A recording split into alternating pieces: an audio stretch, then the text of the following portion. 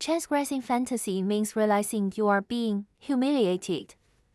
Fantasy is the view of reality that the subject identifies with, the thing that people consider to be exactly real. Once the subject enters the symbolic order, it is alienated, repressed, and castrated, carrying a sense of humiliation. The reality reached by transgressing fantasy is the reality in which the subject is oppressed within the power system, inhibited and castrated by the symbolic system. Some people claim that what is reached after transgressing fantasy is also a fantasy, but this is nihilism. Although fantasy in Lacan's term is different from the meaning of the signifier of fantasy in our daily life, it is still prone to ambiguity in daily conversation. If the fantasy of being oppressed cannot be penetrated, then it is an extremely solid reality with material consistency. Those fantasies that can be penetrated lack reality. Fantasy has the function of defending against the castration of the big other. The big other cuts you, and it is your wound. Therefore, the subject is always a traumatized subject, carrying eternal pain and humiliation. The subject is not willing to accept this, so an idealized self with self-esteem is generated. If one does not practice and pursue this idealized self, pursuing the idealized self meaning bearing pain, you need to make real efforts, then the distance between fantasy and trauma will be very close, and it is difficult to distinguish between them. This is to defend against the revelation of the traumatic reality, and thus conceal the reality of one's own pain and humiliation. The firmness of fantasy defense is related to the increase or decrease of the subject's power, the dynamic vitality of social relations, and the subject's initiative and reflexivity. Being paranoid about a certain fantasy, self-cognition, and sexual preferences, these are modes of enjoyment, are all related to one's own situation, position in the system, the power one possesses, the relationships and resources one can control, and the survival strategies one chooses. The poorer one is, the more lacking in relationships and power, the more one is at the lower end of power, the dominated end, the more stubborn one's fantasy becomes. What they are most persistent about is using fantasy to cover up their own living situation, to avoid seeing their own pain and humiliation. They often believe that they are happy. The so-called contentment brings happiness. If the other party can provide them with a job, give them bonuses, and show concern, these fantasies are also about suppressing their own satisfaction, thus covering up their own shame of being oppressed, covering up various unequal relationships and unfair labor exploitation, and thus covering up the inconsistency of the world and interaction with the real. They imaginarily gain fantasy, which is also what this group wants, peace and physical survival, rather than risking safety itself as a condition to pursue things about their idealized self. The core of this survival narrative and action is to avoid the things they fear, and all fears can ultimately be traced back to the fear of death, because none of us have really experienced death, so this fear of death is fear of separation.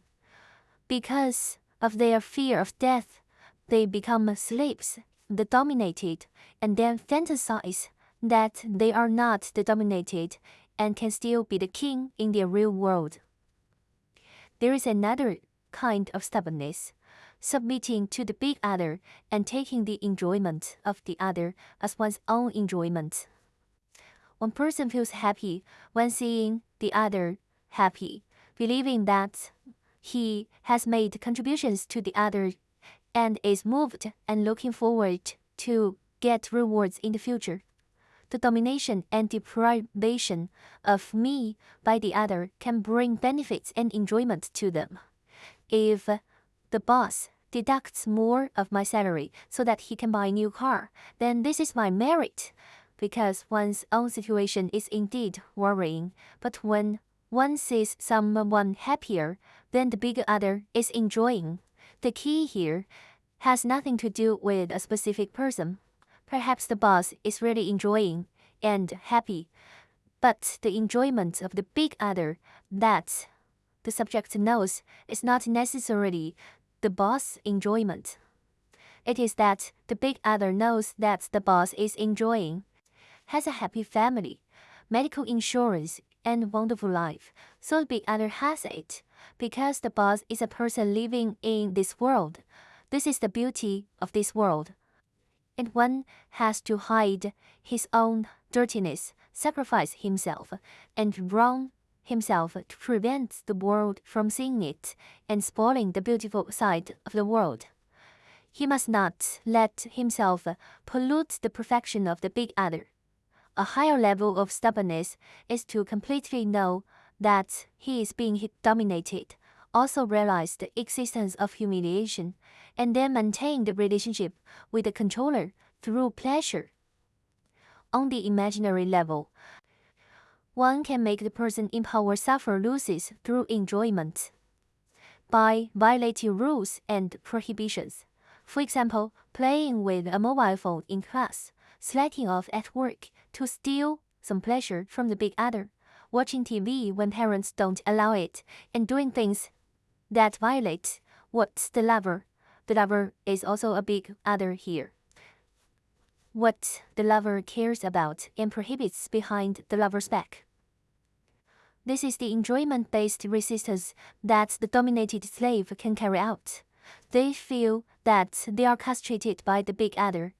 What is castrated? Their enjoyment, freedom, dignity, and interest.